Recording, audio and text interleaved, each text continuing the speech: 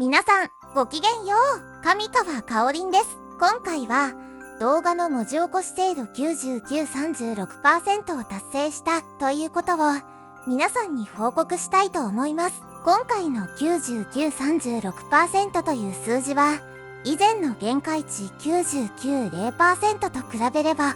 なんと計36% もの精度の改善となります。たかが 0.36% ということなかれ、今回の 0.36% は、もはや限界であろうと思われていた 990% の壁を突破した上での、さらに 0.36% も精度を上げた、といういわば、究極の 0.36%、いや、もはや、至高の 0.36% と言っても過言ではないほどの進歩、発見です。ちょっと、おいしんぼから取りました、www。ではその方法ですが、早速、ズバリ、ここで発表しちゃいましょう。なんと、動画から BGM を除去して音声ボーカルのみにすることによって、その音声から文字起こしすれば、文字起こし精度が飛躍的に向上する、ということを発見しました。そしてそれは、ご自立時だけではありません。字幕作成アプリ、ブリューで、タイムスタンプをつける作業、いわゆるキャプション自動同期においても、音声と字幕のタイミング精度が飛躍的に向上したのです。ではなぜ、ここまで精度が向上したのか。それは、多くの動画には BGM がついており、その BGM が文字起こし作業にとっては雑音であり、精度を落とす主原因となっていた、としか考えられません。まあこれは、思えば当たり前の結論です。雑音は少ないに越したことはありませんからね。ところが今までほとんどの動画には通常 BGM がついているのに、この BGM を除去してから文字起こししようなどとは誰も思いもつかなかった。少なくとも私は思いつかなかった、または気づいても削除できないものと放置されていた。そのため発見が今日まで遅れたものと思われます。実は私もつい昨日まで動画から BGM を除去しようとは思ってもいなかったんですが、なんと最近ではスマホでも BGM を簡単に除去できるんですね。今回私が使用したアプリはボーカルエクストラクター有料370円というアプリですが、なんとたった5分足らずで動画からボーカルと BGM を分離できます。そして BGM を取り除いて明瞭になったボーカルの部分だけを文字起こしアプリ、ギューディートークにかけて文字起こししたところ、なんと文字起こし精度が 990% から 9936% へと向上したというわけです。実は今まで UD トークの文字起こし精度は、どんなに単語登録しても 99.0% が限界でした。私の中には 99.0% の壁というものが確かに存在していました。昨日まで私はそれ以上精度を上げることはできないだろうと諦めかけていたんですが、なんとその限界を一気に 0.36% も凌駕したのです。もはや芸術ですね。今回は総文字数5441の動画で5字がたった35文字でした。ぜひこの芸術をノーカットで皆さんにもご覧いただきたいです。それではご覧ください。皆さんごきげんよう、上川かおるです。今回取り上げる話題は、中国経済に大打撃を与えることが確実な不動産開発大手、恒大集団の経営破綻がいよいよ秒読みになったことを皆さんにお伝えしようと思います。この問題については以前から何回か動画にしましたが、簡単におさらいをしておきましょう。恒大集団は中国の不動産開発のその大手です。負債総額は35兆から40兆円程度あるとされ、その巨大な負債が返せないとなれば、当然のように多くの悪影響をもたらすこととなります。しかし、なぜそのようにとんでもない額の負債を抱えているかといえば、それはこの会社の経営方針にあります。恒大集団は別に古くからある企業ではありません。現在の創業者が一代で築き上げた会社で、会社を発展させるために用いたのが外部からの資金調達です。手元に資金がないのであれば、他から借りてくればいい。そして借りてきたお金以上に稼いでしまえば、一気に会社は成長できる。このような考え方、そして経営方針を持って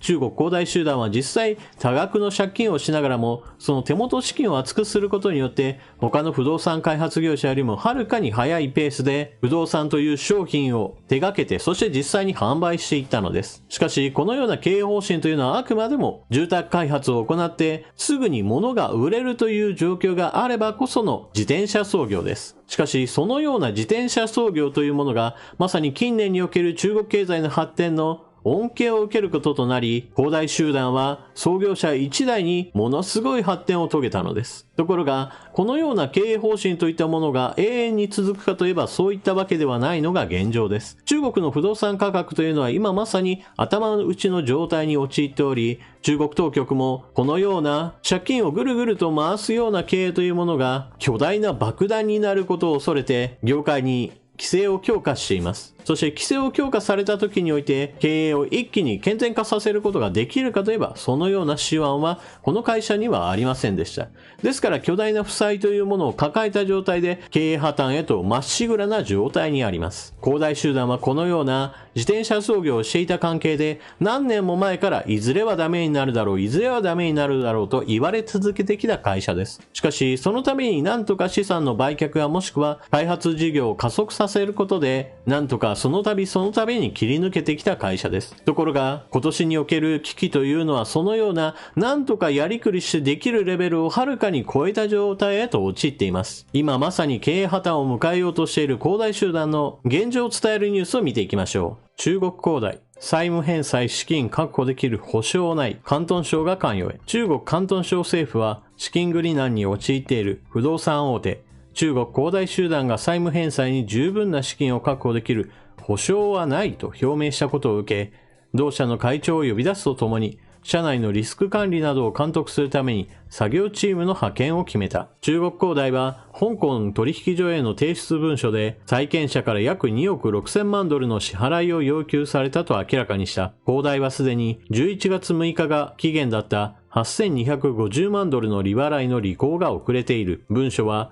現在の流動性の状況を踏まえると、財務上の義務を引き続き果たすために十分な資金を確保できる保証はないとし、義務を果たせない場合、債権者は返済加速を求めるかもしれないとの見方を示した。恒大が本拠地を置く広東省の政府は声明で、恒大の要請に応じて同社に作業チームを派遣し、リスク管理や内部統制強化、通常業務の続行を監督すると明らかにした。中国の中央銀行は、恒大問題は同社自体の経営ミスや急激な事業拡大が主因だと指摘。不動産会社一社がもたらす短期のリスクが中長期的に市場の資金調達機能を損ねることはないとした。中国における不動産販売や土地購入、資金調達はすでに正常化したとの認識を示した。中央銀行は問題はないと言っているわけですが、その割には恒大集団に地方政府が作業チームを送り込んで政府の関与を強めているというのは、実際のところこの恒大集団がもはや危機的な状況にあることを表しています。実際恒大集団の負債総額についてはほとんど減少していません。恒大の負債総額は6月末時点で1兆9665億元、日本円で約35兆円になっています。内訳は銀行からの借り入れや社債、工事代金の未払いのほか、マンション購入者や社員に売った小売回りの投資商品など、この返済期限が次々に恒大に迫り、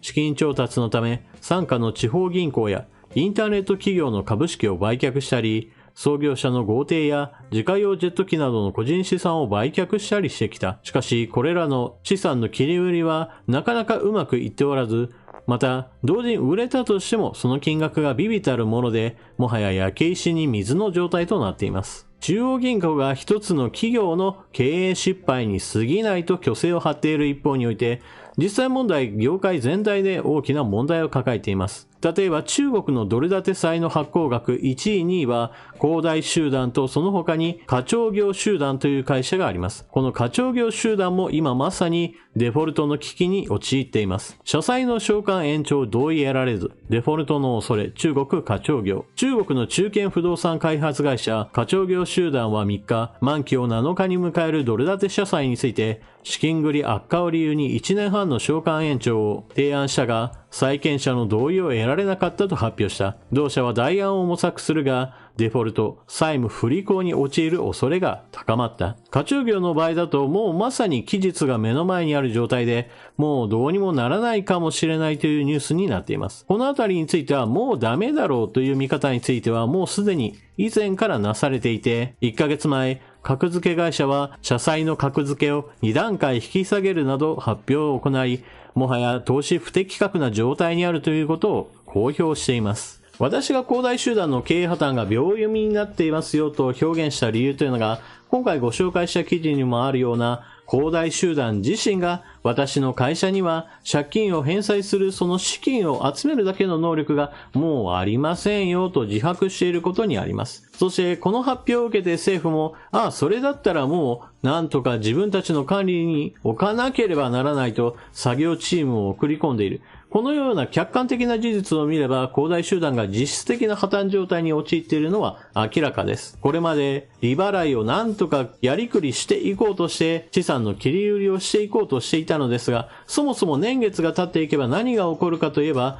利払いではなく、今度は社債そのものの償還の日というものもやってきます。ですから、利払いだけで何とかやってくるだけではなく、その後にはもっと巨大な額についてお金を用意しなければならないわけですから、今の経営状態でそのような危機を乗り越えることはほぼ不可能な状態です。中国当局はこの件に関して経営破綻をしたのはあくまでも恒大集団一社に過ぎず、その影響といったものは限定的なものに過ぎないと強がっています。しかし私はこれは間違っていると思います。なぜならば、この一社だけの問題であれば確かに中国当局の見方は当たっているのでしょうが、現実問題今起こっているのは中国の不動産業界、もしくは不動産市場そのものに大きな転換点が訪れているからです。それは一体何かといえば、それは不動産価格の頭打ちです。そもそも論として不動産価格がどんどんと上昇していけば、それに伴って、値上がりするんだなということを前提にして、借金をしてでも買おうとする人たちというものがたくさんいます。そのような循環というものが続いていく限りにおいては、不動産開発を行えば、それによって不動産が必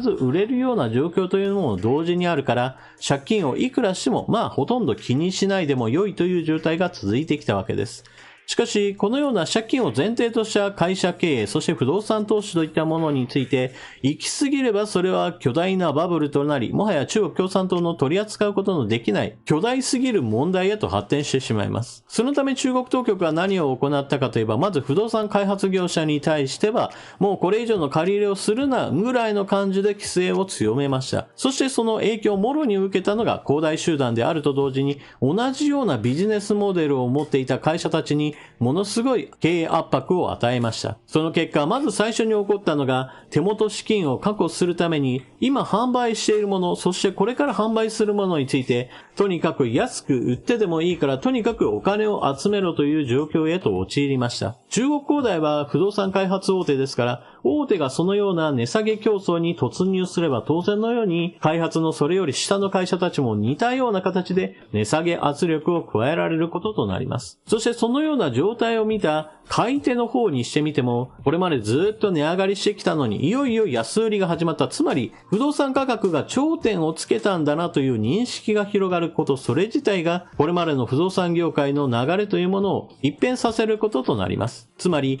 値下がりするかもしれないということを考えれば、多額の借金をしてでも今すぐ不動産を買わなければならないという考えというものは、馬鹿を見るぞと多くの人たちが思うこととなります。ですから値下がりするのを待とう。そうした形で買い手が少なくなること、それ自体が恒大集団やもしくはそれらの開発業者に対する逆風となるのです。実際そのようにしてこの問題というのが恒大集団だけの問題じゃありませんよということを一つの例として取り上げるために、今回ご紹介した記事においてはまた別の会社もデフォルトの危機に陥っていることを皆さんにお伝えしました。これは全体の状況として悪くなっているということを理解するための一つのニュースです。そして、不動産業界全体に経営破綻やもしくは関連の倒産といったものがどんどんと出てくるのであれば、これは GDP をまさに押し下げるような巨大な圧力となって中国経済を襲います。ですから、中国当局はこの問題はあくまでも一社の問題に過ぎないんだと虚勢を張る一方において、実際に起こるのは中国経済という巨大なパイが沈む、そのような前触れなのです。というわけで、中国恒大集団の経営破綻がまさに秒読みになった。そして実際的に経営破綻をすれば、負債についてはほとんどの返済が滞るでしょうし、また関連会社などの連鎖倒産なども引き起こすことでしょう。そして投げ売りされるような形で市場に出てくる不動産といったものは、現在の不動産市場そのものについても冷や水を浴びせることとなります。それに伴って中堅やもしくは弱小の不動産開発業者などもどんどんと連鎖的な倒産を引き起こすような事態へと発展するでしょう。そういった意味では失業者なども当然のように多く出てきますし、この事象それ自体も中国経済 GDP を引き下げるような大きな経済危機をもたらすこととなります。ただ、この話は最後に注意点を一つだけ述べなければなりません。恒大集団の破綻がもうまさに目の前ですよという状況にはあるわけですが、残念ながらこれをもってして中国経済が大崩壊を起こしてジンバブエのような失敗国家へと転落するかといえばそういったわけではありません。それは日本における不動産バブルの崩壊において、その後日本経済が非常に大きなダメージを負い、失われた20年、30年といったレベルで語られるようになりました。ですがそれによって日本経済がじゃあ完全に崩壊したかといえばそういったわけではありません。それと同じようにして今回の恒大集団の破綻を引き金とした中国経済への大打撃といったものは当然のように長い間中国経済に暗い影を落とすことでしょう。しかし残念ながらそれはあくまでも打撃を与えるといった話で、中国共産党がこれによって倒れて政変が起きて中国がもう全く違う国家へと生まれ変わったり、もしくは共産党が続くんだけど経済が完全に破綻して国内で10億人みんなが失業者になるといったような地獄絵図になるというわけではありません。このあたり動画の再生数を稼ぎたい人は、さあこれで中国経済が崩壊するんだぐらいなことを言う人がいるわけですが、それはあくまでも語大表現だということを皆さんも気に留めておいてください。私はそのような中国経済が崩壊してしまうんですよみたいなことを言っている人の話を聞くと、そのようなことを言っている人の解説が以後信頼できなくなるのになとちょっと私などは思ってしまいます。もちろんそのようなことを気にしない人たちがそのような動画を見続けるわけですが、古代表現をあまりにも聞きすぎると、現実との乖離に失望感を強めてしまうんではないかなと、いらぬ心配をしてしまうものです。皆さんは今回の話を聞かれてどのようなことを思われたでしょうか。ぜひともコメントしていってください。それでは動画を最後までご視聴いただきありがとうございました。チャンネル登録していない方はぜひともチャンネル登録を、そして動画を見よったら評価ボタンのクリックもよろしくお願いします。それでは次の動画でまとめにかかりましょう。またね。